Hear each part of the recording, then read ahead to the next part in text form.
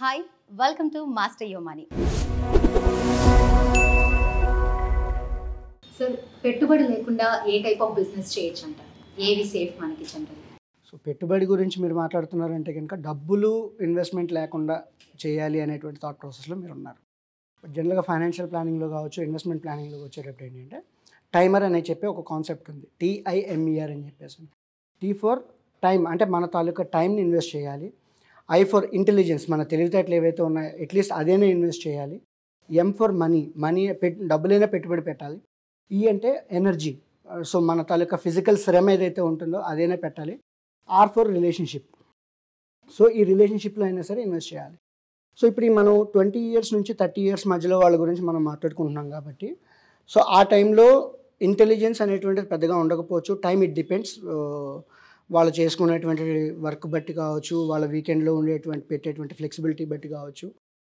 I for intelligence పెద్దగా ఉండదు, so seniors తాలూకా mentorship guidance తీసుకోవాల్సినటువంటి అవసరం ఉంటుంది. M ఫర్ మనీ పెద్దగా ఉండదు. సో ఇక్కడ వాళ్ళ దగ్గర ఉండేది ఏంటంటే E for energy and R for relationships అనేటువంటి చాలా జాగ్రత్తగా పెట్టుకోవాలి.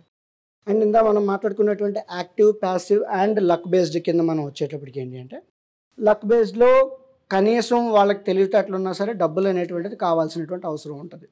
Whether it is your trading కింద అనుకోండి, గ్యాంబ్లింగ్ కింద అనుకోండి, లాటరీ టికెట్లు అనుకోండి, ఇంకా వేరే లక్కీ డ్రాలు కావచ్చు, ప్రైజెస్ కావచ్చు, ఇలాంటి వాటి కోసం వచ్చేటప్పటికి లక్ బేస్డ్కి వచ్చేటప్పటికి కనీసం తెలివితేటలు ఉన్న క్రికెట్ బెట్టింగ్కి వచ్చేటప్పటికి అయితే తెలివితేటలు ఉండొచ్చు, కానీ డబ్బులు కూడా కావాలి.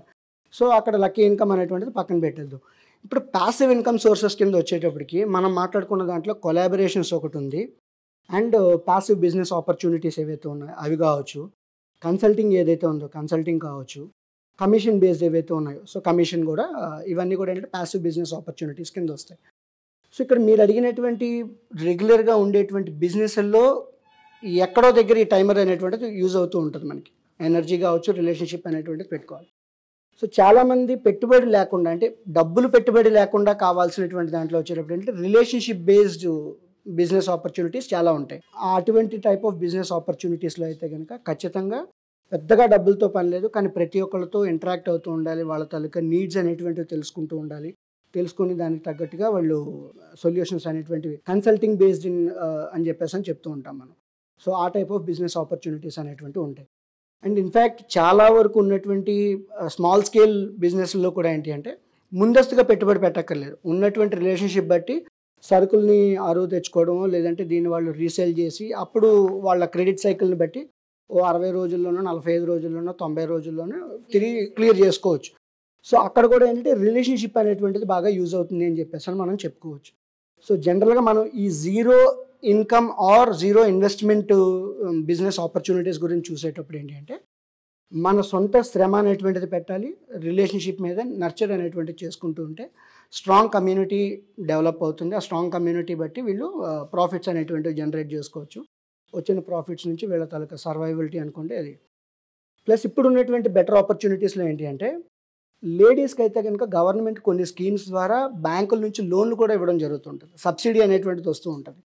సో అక్కడ కూడా చూసేది ఏంటి అంటే వీళ్ళ తాలూకా ఇంట్రెస్ట్ ఏంటి, ప్యాషన్ ఏంటి, వీళ్ళు ఇంతకు ముందు ఏం చేశారు, వీళ్ళు ఏం చేయగలరు అనేటువంటి పొటెన్షియాలిటీని వీళ్ళు ప్రూవ్ చేసుకోగలిగితే డెఫినెట్గా బ్యాంక్స్ నుంచి కావచ్చు, గవర్నమెంట్ నుంచి కూడా ప్రోత్సాహకాలు అనేటువంటిది రావడం జరుగుతున్నాయని చెప్పేసి చెప్పుకోవచ్చు మనం. పర్టికులర్గా ఏ టైప్ ఆఫ్ బిజినెస్ సేఫ్ అంటారు సార్?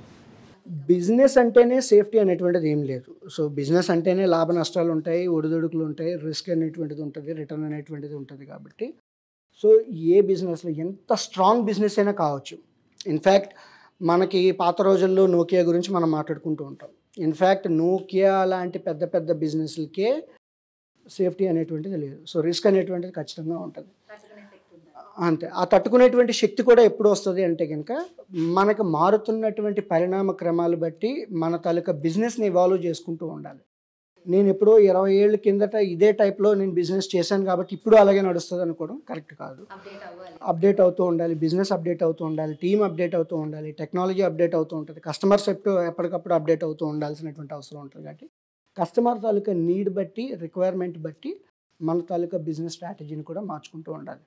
సో పాత రోజుల్లో టెలిఫోన్ అనేటువంటి ల్యాండ్లైన్ ఫోన్స్ ఉన్నాయి, ఇప్పుడు ఈ రోజుల్లో ల్యాండ్లైన్ ఫోన్ చాలా తక్కువ. ఒకప్పుడు ఫ్యాక్స్ అనేటువంటిది ఉండేది, అది కూడా లేదు. మనకి ఏంటంటే పుష్ప సినిమాలో పేజర్ చూపిస్తాడు. ఇప్పుడు పేజర్ కాదు కదా, ఇప్పుడు ఉన్నదంతా కూడా మొబైల్ టెక్నాలజీస్ క్లియర్ కట్గా అర్థం. సో బిజినెస్లు అనేవి కంటిన్యూస్గా ఇవాల్వ్ అవుతూ ఉంటాయి. కస్టమర్ నీడ్స్ ఇవాల్వ్ అవుతూ ఉంటుంది. సో దానికి తగ్గట్టుగా బిజినెస్ అనేటువంటిది ఎప్పటికప్పుడు మార్చుకుంటూ ఉంటే రిస్క్ని తగ్గించుకోగలుగుతాం.